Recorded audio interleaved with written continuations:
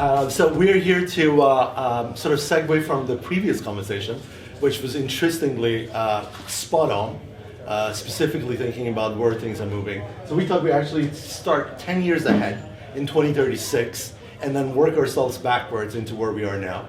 I have had the pleasure of spending the day with Jen yesterday, and we've had a few conversations over the past 6 months, really, trying to build a pilot, collaborating together. I'm a little bit jet lagged. I just arrived from Denmark, Copenhagen, which is on the other side. It took almost 27 hours to get here. So, not completely coherent, so excuse that. Grace agrees. So, without further ado, I think most of you know Jen, but please, Jen, introduce yourself. So yes, I think I gave birth to half of the people. And the other half are my friends or my lawyers or my investors. And so we got a few stragglers here, which hopefully you won't leave before we're done. But, I like to stack the deck, right? So I'm Jan Bozarth, obviously, and I have been creating media mostly for young teens, preteens, a lot for girls for 50 years. And so I've had a long career and with big companies, and we have Mattel, Disney, Imagineers, which is kind of the pinnacle of creativity. You get to design things with the greatest IP in the world. But my most important work didn't start until about 10 or 15 years ago, when I left all that and stopped creating for other people and started creating what my soul told me to do. And I created a book series that got picked up by Random House right away, the Fairy Godmother Academy. And then I had cancer and dropped out for 4 years and came back and wrote another book series. And so my company, Aventurine Studio One, and our collective investor, Grace. Do you want me to give you a real name? No. Grace. That's not her fake name. That's just her Grace first name. is my real name. Okay, she's here from New York, so we share that, and that's how we met. And so this is a mashup of my long career and my legacy work for children and young people, and Omino's forward-thinking world and work going into the future. And what do we do with legacy IP, for one thing? So we all know that everybody who is a creative nowadays is very worried about what's going to happen to their IP, their intellectual property rights, when AI can come in and duplicate anything you've done right away, immediately. So there's that piece. But what Omino and I have talked about for 6 months was, how does MindArk protect that IP and make me able to make my intellectual property and my creativity live on into the future for 200 years. So we're predicting that what we're going to talk about today could potentially live on for 200 years. So the idea of having a whole new generation every 10 years for 200 years, it really feels like it. I won't be here, but my progeny will, and maybe my grandchildren and great-grandchildren will live to see that. And so that's very exciting. That's a whole different conversation. Yeah, so I want to sort of implant 3 ideas in your head. One is that I really started this company because Grace asked me to. And at the time I was working on a project which was how do I anchor my father's dementia in some sort of a machine learning format? What could he learn from his patterns of sort of disappearing slowly? And how do I help our family to actually be able to connect with him? And the secondary thing was I have 4 children, 3 daughters and 1 son. And I really saw the pattern of their learning as a huge map where things were moving. I understood that they were working with Roblox and Minecraft. They were playing and building things in the cloud, right? And you could really see the opportunity of what this next generation will do. And then the third thing, which is collective intelligence, is what do we all know that we don't know that we know? So with having said that, I want you to sort of frame legacy, a longer legacy of thinking around what are you learning, how do you learn, and that one teacher, one educator that really left an impression. Okay, so we've been asking this question, I feel like for almost 30 years, and it's been a question that we've been sort of pondering for some time, and we've been talking about, how do you find the right knowledge at the right time at the right time? And I think you've done that obviously commercially for a lot of reading intellectual. Well, those big companies weren't asking that question. They were asking a different question: how do we sell more things, and how do we make them cheaper? And I was always working from a place of how do I make something beautiful and evergreen, which means it could live for 100 years, and I'm going for 200 now. But the thing is I asked different questions, and I was committed to a particular way of creating products. And even when I had jobs with Mattel and Disney, I was always thinking about my original content and what I would do if I had the ability, or the option of having the money to do that, right? Or having a structure that made that possible. And I think when you start thinking about these organizations and how they lay the land in terms of what they think is right versus what she knew innately that actually might work for a certain audience, it's really interesting to think about which systems actually work. If you look at education as a whole system, it's been the same system for the past 200 years. It was really built by the British to make sure that the accountants on the other side of the water could perform exactly as they could do in the UK. That's literally our education system.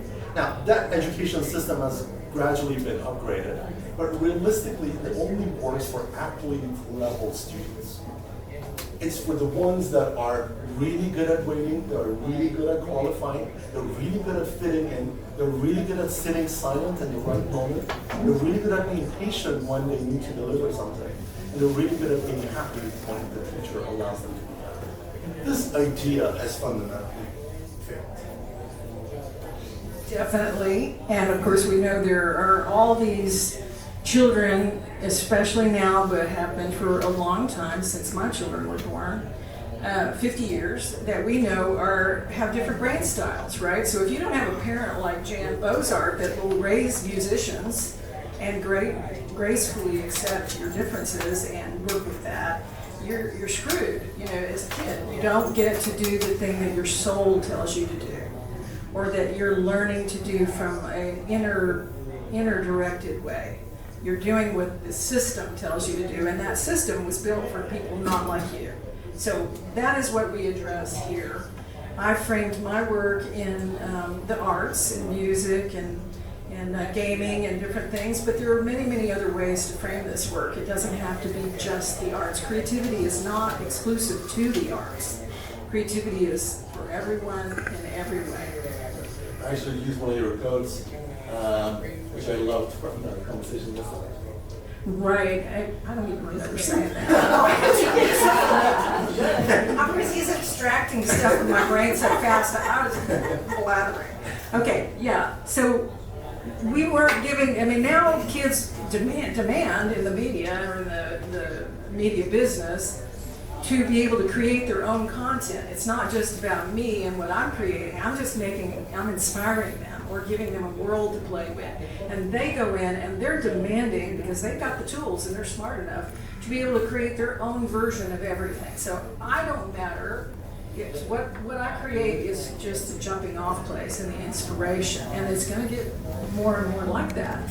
So all kinds of kids that are not good in school, they maybe weren't good at math, or they're not artists, or they're not, they can be anything they want in their own mind when they have the tools to do that. So that's our jumping off place now. So that's the thing about the spoon. We've given them the spoon. It's happening. So I think this is kind of an interesting aspect of it, is if you think about the fact that our job, I think, as parents, as educators, as people that live in this society now, is really to understand where we are now, and what are we parsing with, how do we actually input information into this next generation. What happens with AI and how this thing is just copycatting people's thoughts and just going forward. Where does this take us? Where does this all go?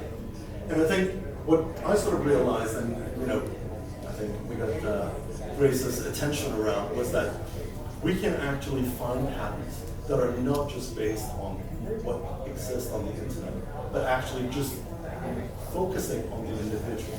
And this individualized learning, this ability that you were talking about, I think is extremely important. We also cross-content at Disney, so I think that's actually an interesting space for us to talk about, because they really look at the larger picture of what works in the market. Right. And we have the ability to sort of take that information from the market and then pivot that into a learning pattern for children. Now they use it for entertainment, for content, things that they want to sell. If we do exactly the same thing for how we want to put children in the next phase, I think it's incredible. So we built this thing, and I'm not going to go too far into what we have built. It's called the Echo. We built a small LLM, so a small language model around each individual's learning pattern. We interview them, we understand them, and that's kind of the thing that we spend. And Jen will tell you a little bit about her experience yesterday. But I think what's really interesting about it is that instead of actually looking, and the previous, I don't know, you guys were not here, most of you, for the previous conversation, but the previous conversation was hinting a lot at this thing, which is actually the data that you're getting from a lot of these larger platforms is completely irrelevant.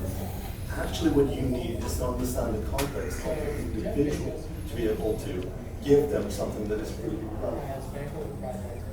So, how do we unlock what was already there? Is a question that I battled a lot with. And I think you do too, because you work with neutrinos.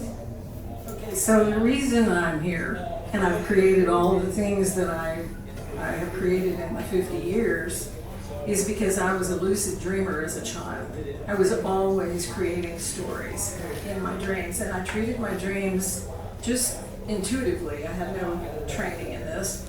I just knew at age 12 that what was happening in my dream, in the dream world, was as real to me as what happened in the real world. And I somehow carried that forward and started creating creative properties, intellectual property stories, songs. I started out as a songwriter, still a songwriter, but I work more in books now. I've created a book series. So my dreams were very important to me, and the dream work of understanding myself from the inside out. So my new brand that we're building, Aventurine, has the ability to help kids understand the world from the inside out. They're not looking at forming an identity by looking at Instagram pictures of cute girls or cute boys, whatever they're looking at. You know, what their ideal should be. They're learning themselves from the inside out. And so my storytelling is in fact from the inside out. So this is organic for me. I didn't have a plan. I was in the record business and I was in music, but I didn't have a plan for this brand. This brand was organic. It took 50 years, essentially. And it is an inside out thing. So I think this slide maybe can kind of interact with it as if we imagine that we could actually interact and immerse someone fully in an experience through the learning that they are actually interested in. And what really got me interested around this thing was that I realized very early on with my own children that once they were immersed in something, it was no longer about finding ways to engage them. They were already in it. So the question was, why were we pulling them away from what they were learning, putting them into something else? Well, they were already engaged. And again, the previous conversation was talking about engagement and the patterns around it. But I think what's really, really important here is where things are moving. And I think it's immersive. I think immersive learning, where you actually walk into something and you have everything available. What we're really building, I think we want to talk a little bit about, what we recorded yesterday, is really giving you an insight into someone that you might not have access to. And imagine being able to access that person that only can personalize everything that you want exactly to your need. I think that's a mind-boggling.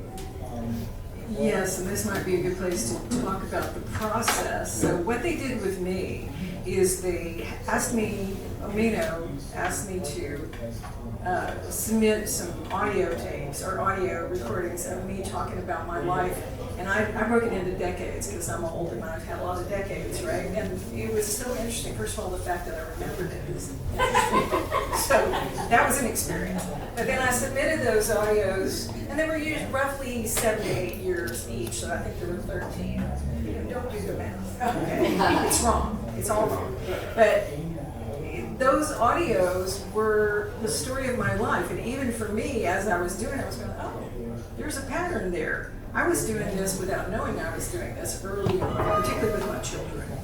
And a lot of things that aren't true now were not necessarily true then. I was intuitively raising my children as artists. And all three of them, 2.5 of them, 2 of my birth children are here. They were both incredible musicians, and my other child, who was really my adopted child, sort of, that I trained when he was 17 in a music program, and we've been friends for, ever since then. He's also here, so they can speak to what it was like to grow up with a mom like me. I was not a normal person. I repeat that. I was never a normal person, and I was raising these kids intuitively. So anyway, I digress, but the point would be that the echo of my life lives in this process. And so they took my recordings, and then yesterday we spent 9 hours recording me answering some questions that were built based on my little recordings. And they also tracked my eye movement while I was talking about things. And this is where it gets really spooky awesome, is that my eye movements that were being tracked visually told where that information was stored, what part of my brain it was coming from. Was it something I remembered? Was it something that I had done and I'm just tapping into some part of my feelings about it? But I think there's something else, and that we kind of broached yesterday, and that is that some of the information is probably stored in my DNA. That's my guess based on this early work. And it tracks with what I've created. The stories I've created, sometimes they're prophetic. I don't know where they come from. They're just delivered to me in dreams, and then all of a sudden I start building something in real time. So I'm looking at this work as historic in terms of my experience as a creative and as a parent and as a creator for young people, and how it can really be personalized to people that are not the norm. We're not dealing with normal kids anymore. So everybody's got ADD or something, right? They're on the spectrum. And so we want to be able to talk to those kids. And I'm sure all my kids had ADD. We were pretty sure it's shamed it, just What you said? Anyway, the point is that there's something here for everyone. And it's going to be personalized in a way that you probably never thought about. And I'm getting down into the DNA and the cellular memory piece of it, which is reflected in my stories. And that amazed me. All day yesterday, I just kept getting up going, oh my God. Now I know why I got these stories, right? Stories are delivered to me. A lot of people that are songwriters and stuff, they say, oh yeah, we're doing that song. Paul McCartney was famous for saying that. But, I think that that's something we kind of bandy about as if everybody can do it, right? But we're talking about tapping into some other kind of wisdom. Yeah. I think one of the things that I'm just realizing as we were talking, it's almost like Jen is an LLM by herself. And this is how she immerses her kids, right? But just imagine the opportunity and the ability to be able to do that and specifically personalize that for your kid, for someone that doesn't live here, for someone far away in a different language. I mean, I think the possibilities are endless. I'm way more excited about where things are moving ahead because we're going to really need it. As we all know, we live in a fucked up universe right now. It just, none of it makes sense. So we need this next level of innovators, creators, thinkers to be able to fix it. I'm excited about it because I think there is a huge opportunity. Obviously, we talked about, your experience and what you've done over the past 30 years of building universes for children. I think what's really important in this next stage is And this is something that I put a lot of thinking around, is what happens when knowledge disappears. I have to tell you the story of how this whole thing started. It started fairly timely around COVID. I was in New York at the time, and then I realized I was speaking to Grace, and I said, there was an opportunity with this Danish company that we could acquire that was doing machine learning for children. And COVID happens, and then I kind of got stuck in Denmark, and started working with a Danish biotech company called Novo Nordisk, which famously does GLP-1, Ozempic. And I was meeting with their CEO, and I said, what is the one thing that keeps you up at night? And he said, the knowledge that we have within the organization that we don't know we have. And it walks out on the door. And it was very similar to the same idea that I had met previously with my father. It was also very similar in terms of the packaging, what it meant in terms of how I educate my children. So this formation, and with Grace's blessing, we went down this path way before OpenAI was a thing. And we've been there for the past 6-7 years, really. What's really interesting now is that we're deploying this. We're obviously piloting with people that have a legacy that they want to protect. We're piloting with large family offices across the globe. I just came back from Australia, hence the jet lag. And we're preserving knowledge of people over years by interviewing them, benchmarking all their knowledge, so really classifying, archiving all their knowledge, and then giving a specific note to each of the callouts to be able to then say, you know what, this knowledge is going to be relevant in 4 years from now. Now, I don't want to get super technical in this thing, so seek me afterwards. I would love to have more conversations around this. But realistically, what we're doing with Jen, I'm super excited about this thing, is that we're building an archive of all of our knowledge, as much as we can extract from our conversations and the documents. And we're going to make that available to others to be able to interact with. So they can have one-on-one conversations with Jen 20 years from now and be able to ask her opinion, but what do you think how I should make this sound? And she'll be there and have those type of ideas and share and collaborate with them. I think that's the biggest. Yeah, that's important for me. So I turn 76 tomorrow. And I am interested in my legacy, of course. I have children and grandchildren, and God help me, I might have some great-grandchildren soon. But Are we going to get them? no, I'm saying,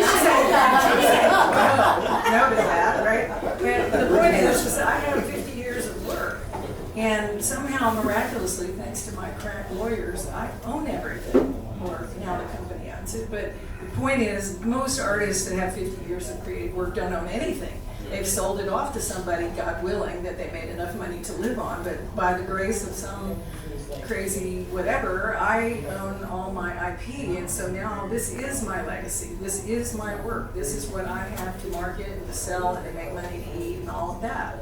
But now with this opportunity, not only that, I get to share it with kids around the world in a really intimate way. I'll even be a hologram, which I've always wanted to do. So the whole thing is so surreal, and at the same time, it's happening right now. And I feel very grateful to Grace and to others in this room, and Omino, to be able to build something that can live beyond my years. I think that pretty much covers it. Yeah. So like you captured all this stuff, and so if I wanted to go talk to the echo of Jan, what would I be doing? Like I'd ask it a question, and just I see Jan, and Jan's talking to me back and forth, and I'm paying it by the hour. Like how do you see the business model of that? Like how do I access Jan's? So the business model as we see it right now, specifically for someone as an artist that actually has an idea, I think it will all be very much as you go into the ATM, you put in your card, and you'll pick up a certain amount of points and credit from you, and then let you to take out that amount, right? I would see it exactly the same way. So it would be very much based on transactions. So let's say that someone wants to create a book with Jen's ideas. That's the spice, that's the element, or it's the amount of time you will spend with Jen in that space to make something. I think that becomes what we would then monetize. So it's quantified by linear time, the amount of time, not necessarily the quality of the information that you get from the world. Because you don't know how long someone might actually be to spend. Right? So the value proposition The value would be in the proposition. first statement, and yet, you know, And also, I'm not worried about can I monetize this, or did somebody steal my idea and then go make their own book and I never got a dime for it. So that is a big issue now, right? But the idea that you can share your knowledge and monetize the process, whatever, not just the stuff I'm making, like the physical items, right? But my process and how I mashed up different ideas and what makes that unique. And so my process is sellable. And it could be more sellable 100 years from now. I don't know. Most writers are used to the fact that they'll probably have to die before they make any money. So this really excites me. If, at least it's now, right? I'll add to this just in the way that this biotech company in Denmark, the pilot was really about, they acquired a company in Germany and they knew that 10% of the leadership of that company was going to leave. So we made a contract with the people that we thought were most likely going to leave that said, your job is to update your knowledge here for the organization. In case the organization needs that knowledge, we should be able to tap into it. So it was part of their exit strategy. I think it's exactly the same thing when it comes to legacy or knowledge of someone that you gain, or wisdom of that person that you want to actually interact. I think this is very much a future for yes. I love this topic, and I love the approach that you take in preserving what makes you the human being unique, right? You're trying to capture that beyond the normal span of time. If we were to zoom out, what I'm thinking about has something to do with the program MindBuilding in Morocco, where the idea is to capture the ancestral knowledge from students, from young creatives, from all over the continent, bring them together, and then project that into the future and see what it is that we can learn from the past that can inspire the future. Yeah. And otherwise, that knowledge is gone. Lost. Yeah, we talk a lot about that. And in my personal life, I have been in touch with the 13 indigenous grandmothers when I was writing Fairy Godmother Academy. The content is about, the storyline is about handing down the wisdom of the foremothers, and I framed it for the women. But in indigenous cultures all over the world, there is that knowledge base, and there's probably one or two people that hold all of it as long as they're alive. So, I'm not the only one, I'm just the guinea pig, right? But I totally understand what you're saying, and that is important. I think it's such a cool project that you're working on. We should definitely talk more about this. We have a specific project that we're working on, which is called the Guardians Collective, which is specifically based on ancestral knowledge and how do we keep it and preserve it, because future generations are going to need it. It's going to be as important as the nature that we are losing one by one. So I think this is the most important job that we have. I really see my job as an archivist. I really see Jen's job as a creator, as an architect, building these dreams and making sense of it. And I think this coalition between these things is really interesting. And we need more intersectionality. We cannot drift apart. We need more of these intersections, which we can learn.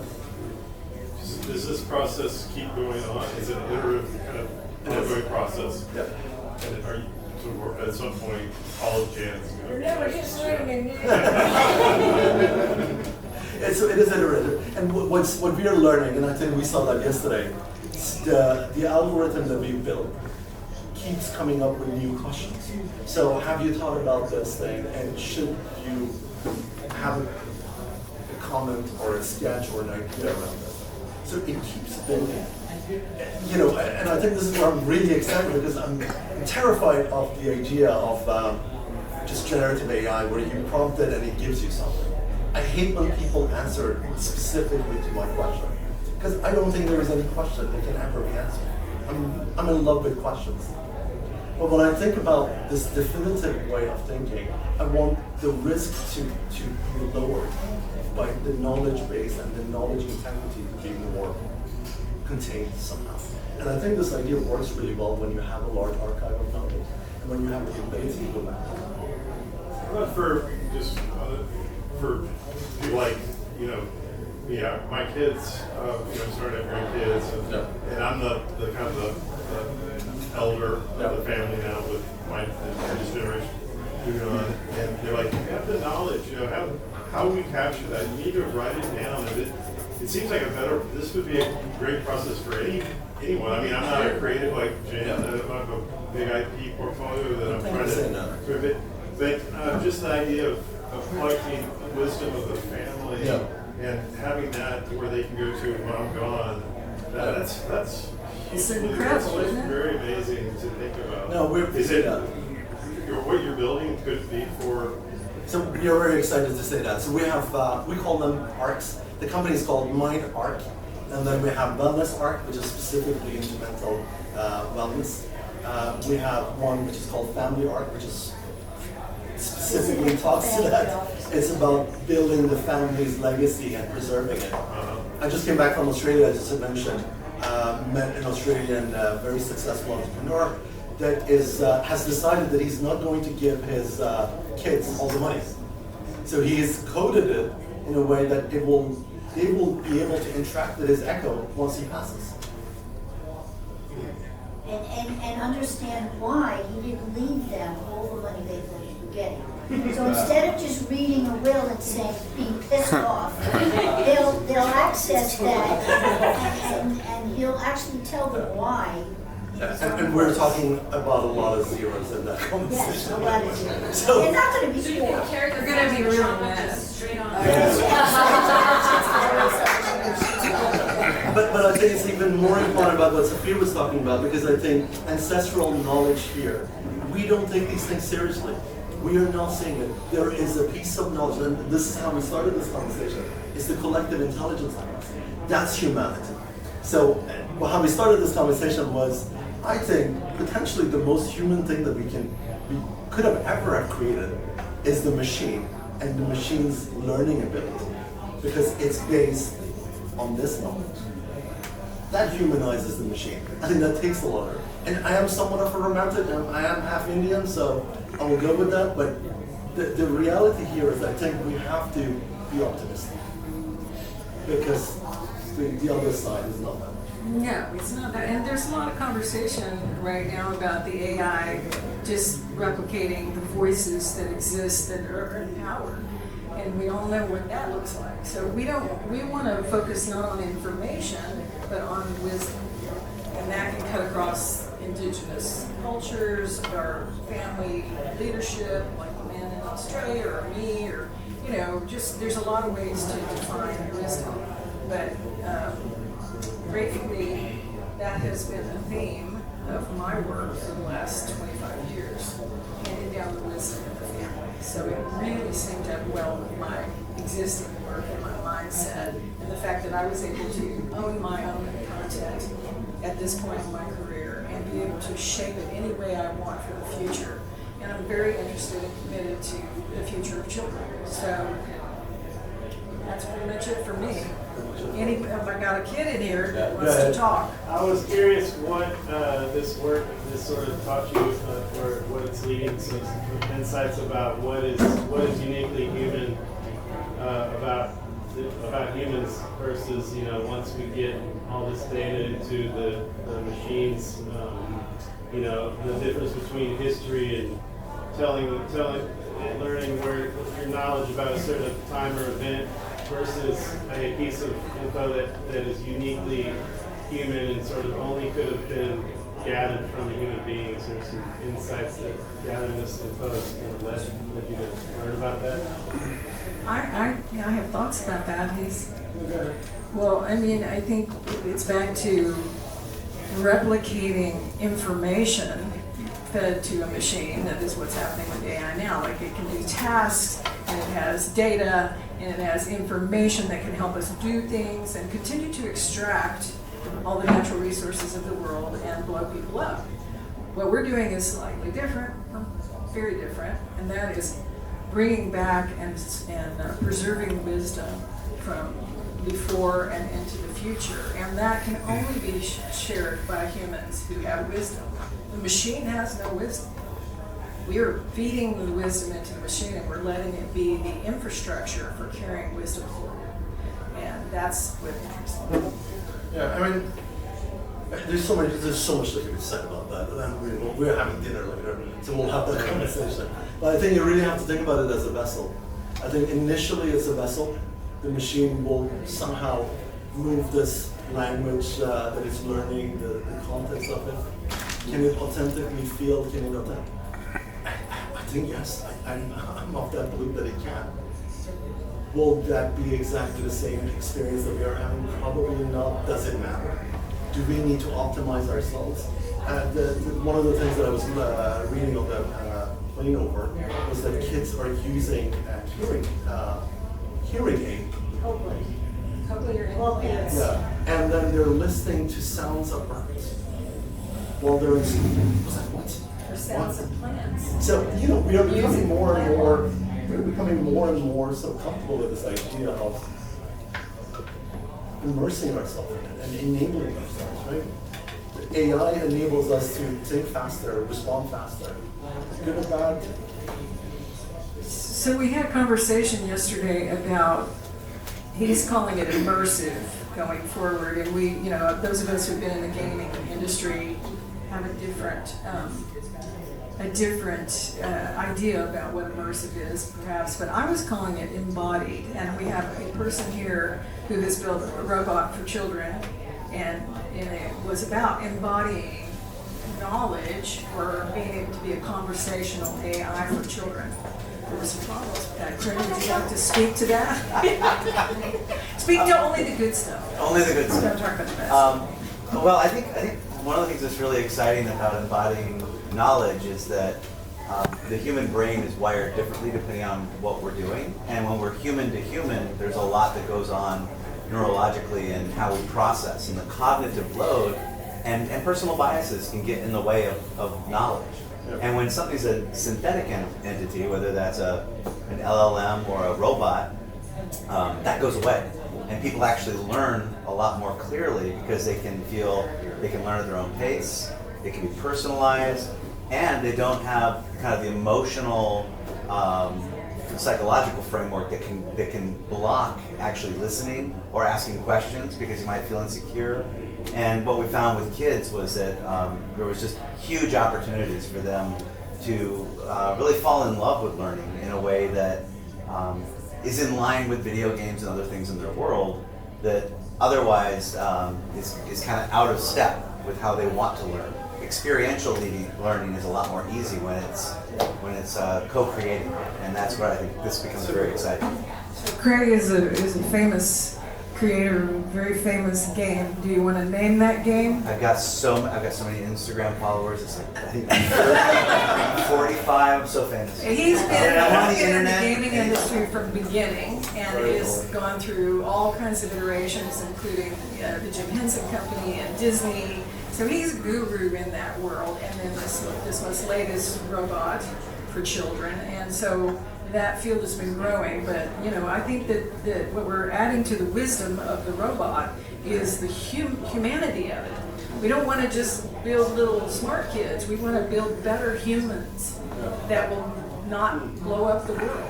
I think it's about not coming up with a specific answer, being less definitive, which would be to me more human. Sorry, Stephanie, you were going to say something. I have a little bit of a provocation. Yeah, go on.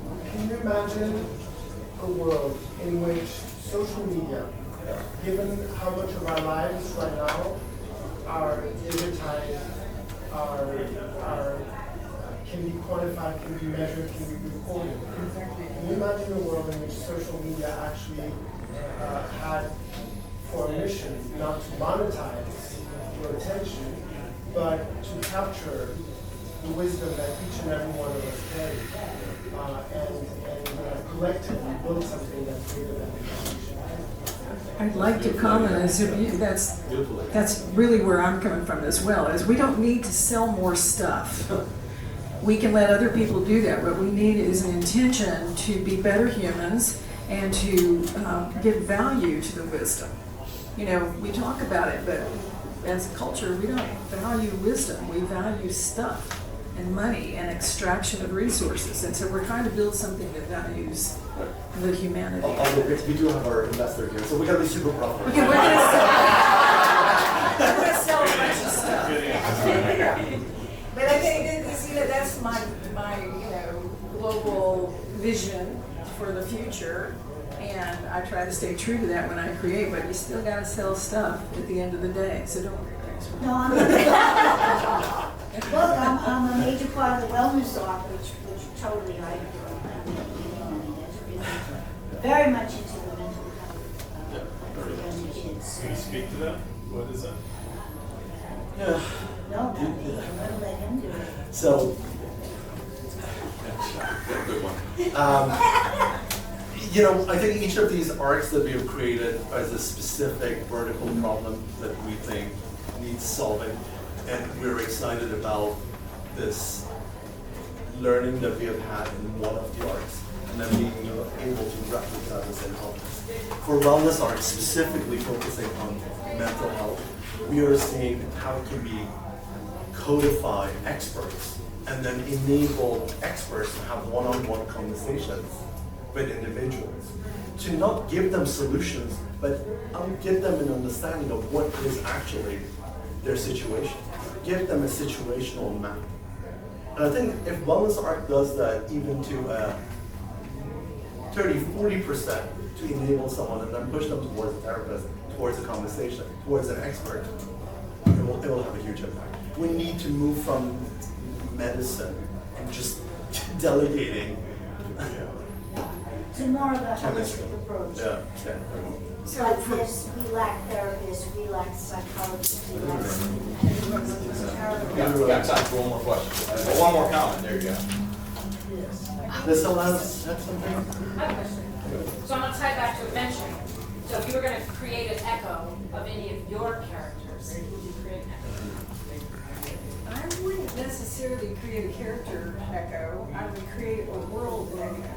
So giving them the opportunity to create their own characters and to put them in a world where magic still happens and we value the things that we want to talk about valuing in our storyline. But give them the opportunity to create the future, the third world, the third place. The third place. Third place, which is the school of my story. So yeah, I'm envisioning how to empower and inspire, not how to play with my stuff, the characters in my stories. Thank you guys.